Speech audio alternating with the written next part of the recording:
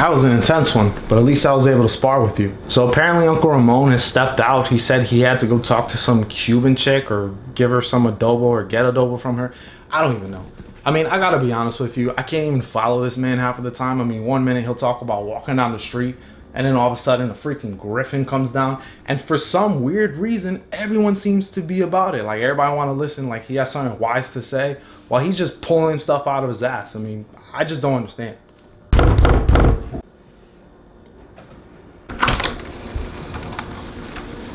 Who calls? You know who I am. Of course we know who you are. I mean, you're the main villain of this arc.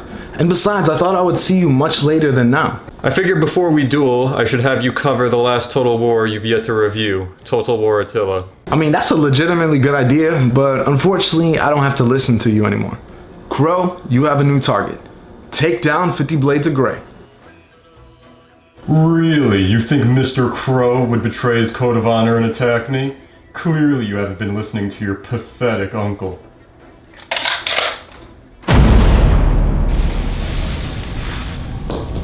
And you really think Crow would have allowed you to complete the job that you assigned to him? I think you need to get good, scrub. No matter. I'm still profiting off your channel regardless of what you do. Now let's get this review going.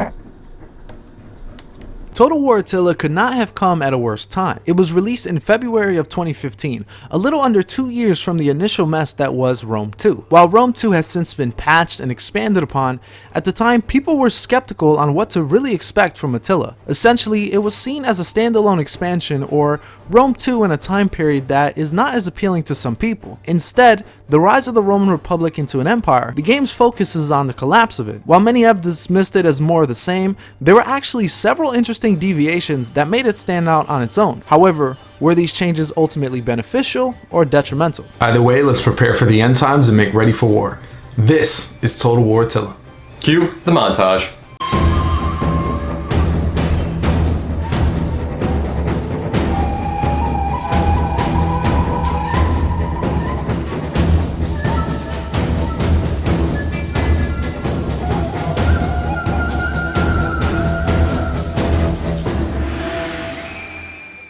Like all Total Wars, you start up a campaign and pick a faction. Fun fact, this was the first Total War game that featured a faction listed as legendary difficulty with the Western Roman Empire. I definitely will give it to them, as I wouldn't recommend it to anyone outside of Total War veterans.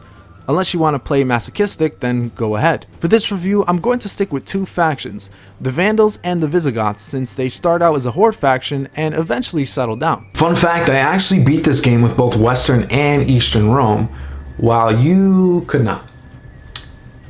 You hear that? Listen closely. It's the sound of you not beating a Marcus campaign. Right off the bat, I love the faction introductions, putting you right into the mindset of what to expect. It sets the tone beautifully and is far more cinematic than I expected at the time. The voice acting of the narrator is also top notch. You also get your typical rundown on your faction by your advisor. As always, I recommend you listen to him closely because this game is not easy, even on normal. Along with being one of the hardest Total War games out there, it is incredibly dark in atmosphere. Everything from the great music to the gameplay mechanics exemplifies this tenfold. The combat reflects this in many ways as well. Just looking at the units, you'll notice how dirty a lot of them are. There's much less vibrancy than Rome 2, giving it a more grounded and apocalyptic feeling. I would also like to mention that the units are covered in smoke and blood. The air was filled with smoke and blood. The speed of the combat has increased with so much more emphasis on cavalry and missile troops compared to Rome 2. Heck, bow cavalry used to miss shots all the time back in Rome 2. Here in Attila, they are absolutely lethal, especially with the Huns and their devil archers. The speed can definitely give you plenty of anxiety, but if you learn to adapt and execute, you will be guaranteed a victory. For me, this hurts the balance of multiplayer severely. Granted, no Total War game is 100% perfectly balanced. However, this is insanely unbalanced from a PvP perspective. Cavalry-heavy factions such as the Huns have a distinct advantage, while other factions lack any real counters. Oh, and don't forget about those armored camel warriors. Now that is an OP unit.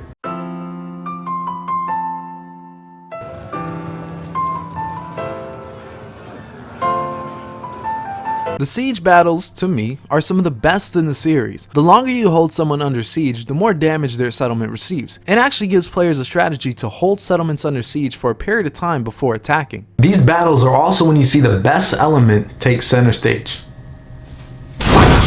Seriously, the way fire spreads in this game is incredibly badass and useful as well. If you attack one section of a settlement or capital city with fire, there's a good chance that it spreads and does significant damage. This is a great way to not only damage watchtowers, but also inflict negative modifiers on the defenders. Depending on how much you end up destroying will affect their morale, melee attack, and melee defense. It's a legit strategy to focus on destroying the place before sending your troops in. Whatever, it doesn't matter because once you take it over, you're going to spend a fortune rebuilding and pacifying the region. Unlike other Total Wars, there's a huge focus on provincial management. Instead of making buildings with very little setbacks, the way you construct your settlements is literally a life or death situation. This also applies to horde factions as well, since armies are treated as mobile settlements. The heavy civic focus is a notable downside. I like Total War for the battles. I like to take the perspective of the general who constructs armies and play to the best of my abilities with the tools at my fingertips. Instead, I'm spending what feels like an eternity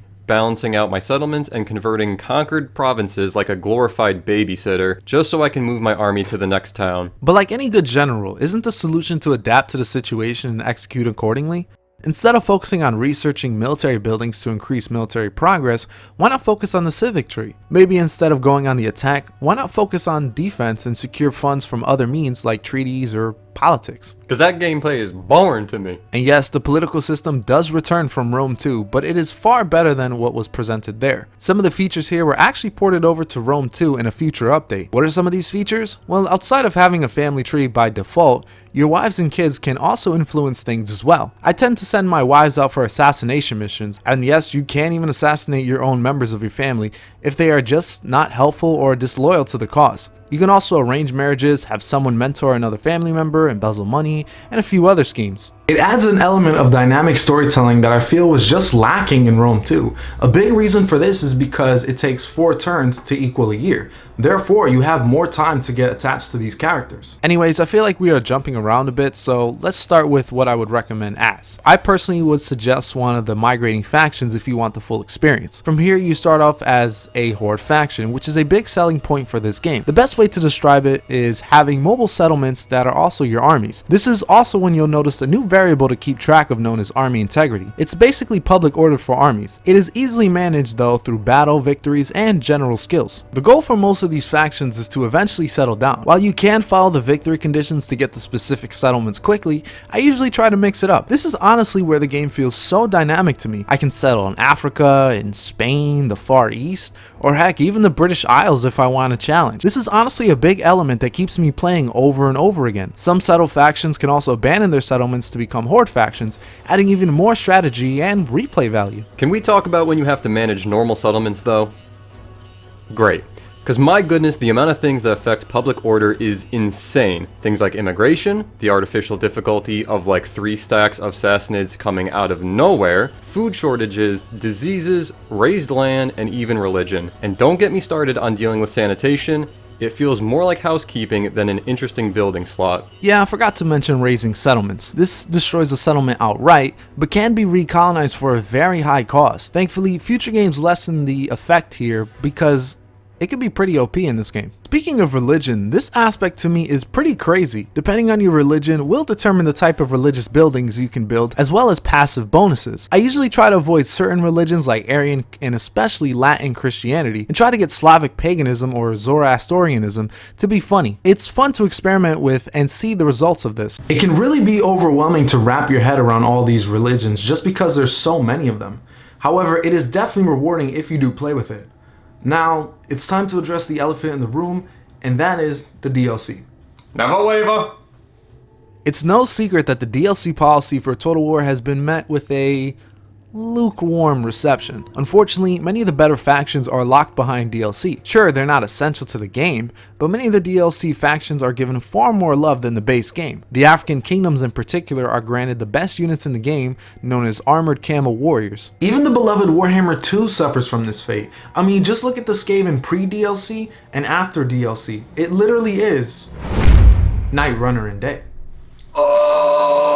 You would think that with all this great DLC that the rest of the game would have received the same polish, but no.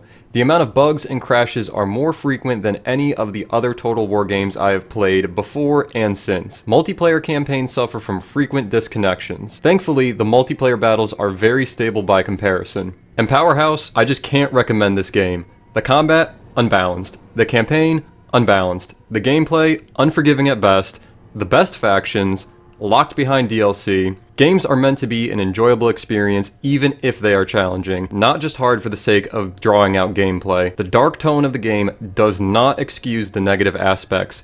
Compared to the other titles, the experience feels more like a 9-to-5 job. Oof, that's rough. I get that Attila is an acquired taste due to its difficulty and quirks. I would even admit that the collapse of the Roman Empire isn't the most appealing time period for some. However, how freaking ever, I can still wholeheartedly recommend it. I played as a ton of factions and have enjoyed it thoroughly. The dark atmosphere is fantastic, the music is awesome, horde factions are fun to use, the religion system is fun to experiment with, the combat is far more enjoyable than Rome 2, and completing a campaign is incredibly satisfying without overstaying its welcome. Anyways, thank you 50 Blades of Grey for joining me today to discuss Total War Attila.